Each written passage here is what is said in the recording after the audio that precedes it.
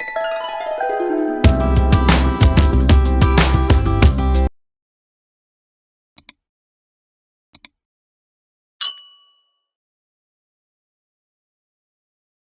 Student, chapter number 1 complete होने के बाद इंशाल्लाह आज की क्लास में हम लोग chapter number 2 structure of atom discuss करने जा रहे हैं। पहले चैप्टर के अंदर आप लोगों ने जो स्टोइकियोमेट्री थी यानी जो न्यूमेरिकल थे और इसके साथ साथ आपने फंडामेंटल ऑफ केमिस्ट्री से रिलेटेड सारी डिस्कशन की थी। सो chapter number 2 structure of atom से रिलेटेड है, यानी एटम की जो इंटरनल स्ट्रक्चर है वो किस तरतीब से है, तो इसको हम इस चैप्टर में डिस्कस करेंगे। सबसे पहले हम बात करते हैं वर्ड एटम की। इसमें हमारा आज जो मेन टॉपिक होगा बेटा, जो मेन हमारी डिस्कशन होगी वो डाल्टन एटॉमिक मॉडल पे होगी। लेकिन उससे पहले कुछ हम एटम का एक बुनियादी जो पॉइंट कॉन्सेप्ट है वो देख लेते हैं। तो बेटा सबसे पहले अगर हम एटम की वर्ड स्टडी करें तो एटम का जो लफ्ज था वो पहली बार जो है वो एटम लफ्ज एटमोस से निकला है, और ये एटमस का लफ्ज जो है एक ग्रीक फिलोसोफर था डेमोक्रेटस, उसने दिया था। ये वर्ड एटमस जो है ये डेमोक्रेटस एक फिलोसोफर था जिसने पहली बार एटम का लफ्ज इस्तेमाल किया था। एटम का मतलब होता है इंडिविजिबल, यानी एटमोस से वर्ड निकला था जिसका मतलब होता है इंडिविजिबल, यानी नाकाबिले तकसीम। इसको आप डिवाइड नहीं कर सकते, यानी इसको आप फर्दर पार्ट के अंदर स्प्लिट नहीं कर सकते।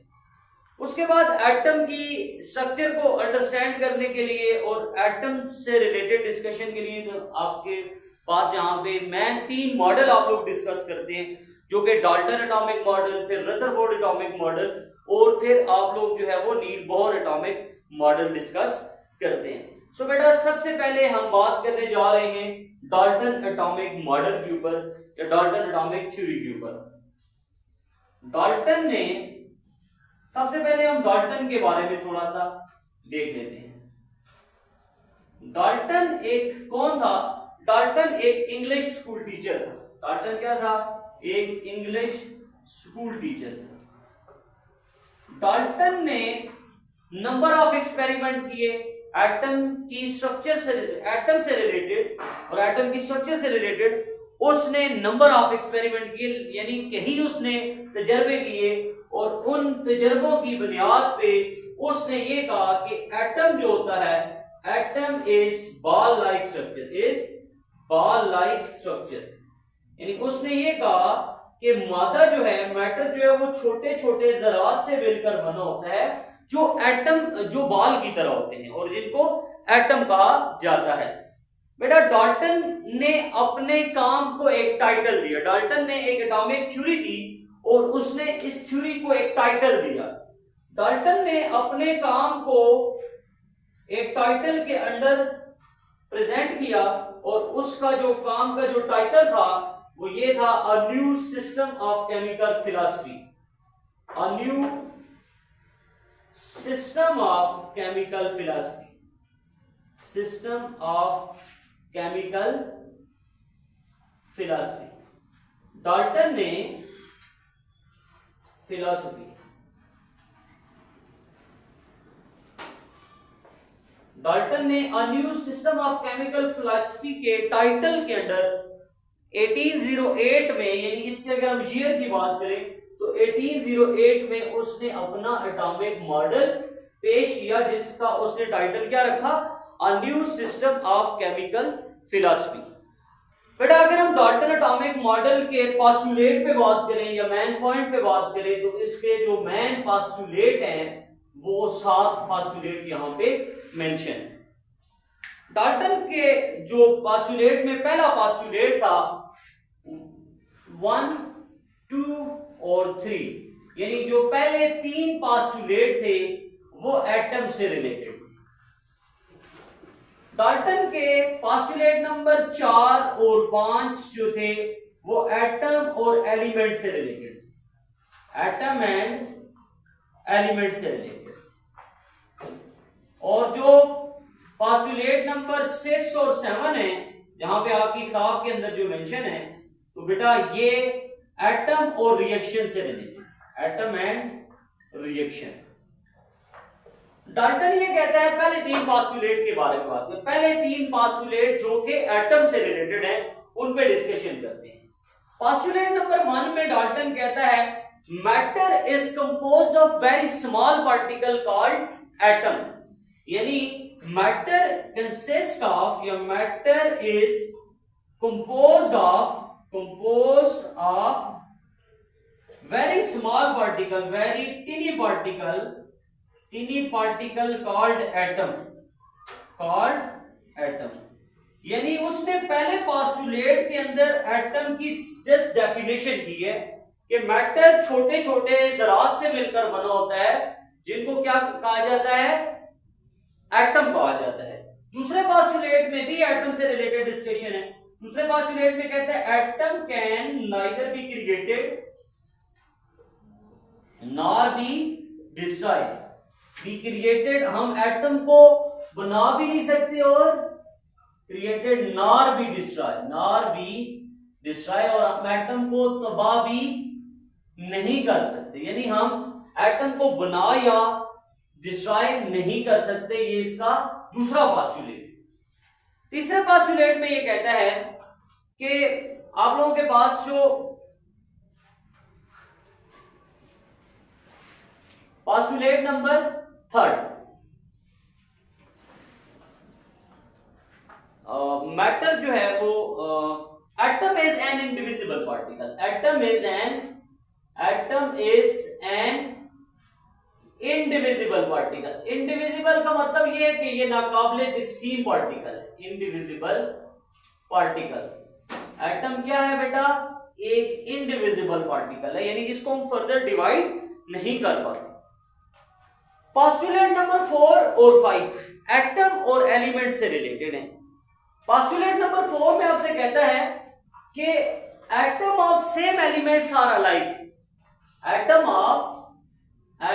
Of same elements are alike, same या पर्टिकुलर एलिमेंट्स आर अलाइक, यानी एक ही एलिमेंट के जो एटम होते हैं वो एक दूसरे के साथ मिलते जुलते होते हैं। अगर आप हाइड्रोजन के सारे एटम की बात करें तो हाइड्रोजन के सारे एटम आपस में मिलते जुलते होंगे with respect to mass, with respect to shape, with respect to structure. जो आप लोगों के पास एटम होंगे एक ही एलिमेंट के, वो आपस में मिलते जुलते होंगे। और उसके बाद जो अगला पास्टुलेट है वो ये है atom of different elements are different from each other. मुख्तलिफ एटम के एलिमेंट के एटम जो होते हैं वो एक दूसरे से मुख्तलिफ होते हैं। Atom of different elements are different from each other, एक दूसरे से मुख्तलिफ एलिमेंट के एटम क्या होते हैं, फ्रॉम ईच अदर, एक दूसरे से मुख्तलिफ होते हैं। यानी इस मॉडल के अकॉर्डिंग हाइड्रोजन के एटम कार्बन के एटम के साथ मैच नहीं करेंगे। हाइड्रोजन के एटम की अपनी एक स्ट्रक्चर होगी और कार्बन के एटम की अपनी एक स्ट्रक्चर होगी, यानी मुख्तलिफ एलिमेंट के एटम एक दूसरे से मुख्तलिफ होंगे, ना सिर्फ अपनी स्ट्रक्चर के लिहाज से, अपनी शेप, अपनी जो इनका मैस है, इनका जो वॉल्यूम है, इस सारे रिस्पेक्ट से वो एक दूसरे से क्या होंगे, मुख्तलिफ होंगे। पास्टुलेट नंबर 6 और 7 एटम एंड रिएक्शन से रिलेटेड है। आपको ये कहता है कि जितने भी केमिकल रिएक्शंस होते हैं उनमें एटम जो है वो या तो कंबाइन हो रहे होते हैं या एक दूसरे से सेपरेट हो रहे होते हैं, यानी all the chemical reaction number 6, all chemical reaction is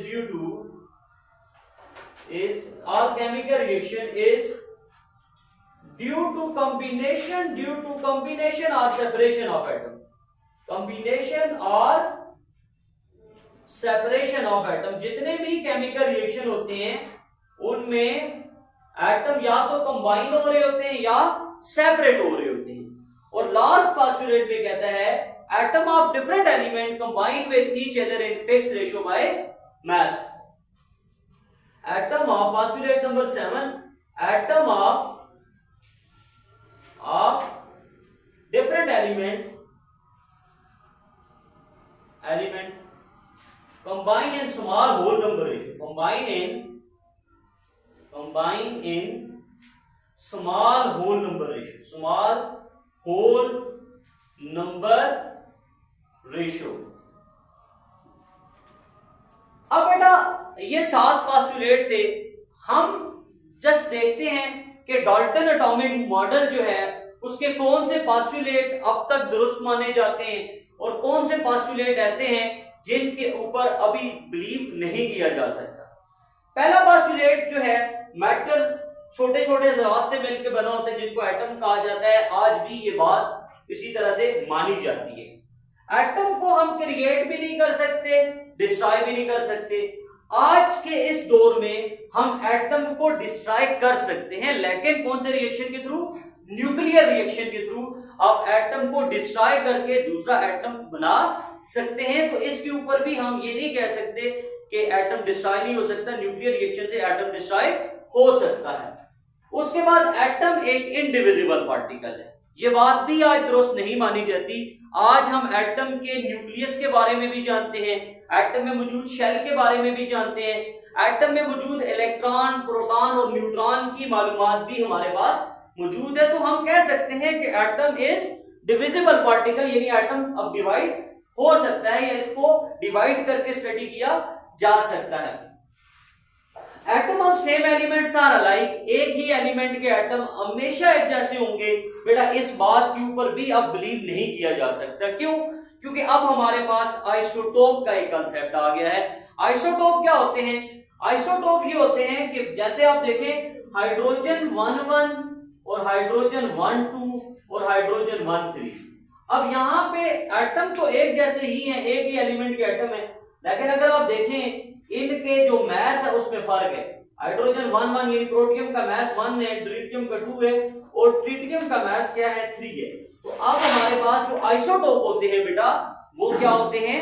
different होते हैं। आइसोटोप क्या होते हैं? उनके एटम क्या होते हैं? एक दूसरे से मुख्तलिफ होते हैं। तो इस बात पे भी अब नो लॉन्गर बिलीव नहीं किया जा सकता। Atom of different elements are different from each other. उसके बाद ये अगला पॉइंट जो है atom of same elements are alike, इस पे बिलीव नहीं किया जा सकता। Atom of different elements are different from each other, तो इस बात पे अब जो है वो हम कह सकते हैं कि मुख्तलिफ एलिमेंट के एटम एक दूसरे से मुख्तलिफ ही होते हैं। पास्टुलेट नंबर 6, जितने भी केमिकल रिएक्शन होते हैं उसमें एटम या तो कंबाइन हो रहा होता है या सेपरेट हो रहा होता है। तो ये बात आप लोगों के पास जो है वो ठीक है।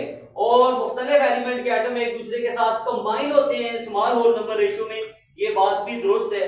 तो बेटा पास्टुलेट नंबर 7, 6 और 5 ये ठीक है। पास्टुलेट नंबर 4, 3 और पास्टुलेट नंबर 2 जो है, इन 3 पास्टुलेट में अब जो है वो फर्दर स्टडीज से हम कह सकते हैं कि इन पे कोई लॉन्ग टाइम हम बिलीव नहीं कर सकते और पास्टुलेट नंबर 1 भी ट्रू माना जाएगा।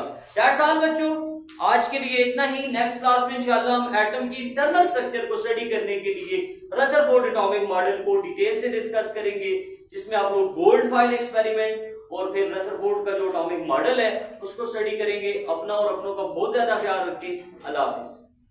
Please like, share and subscribe for more educational videos.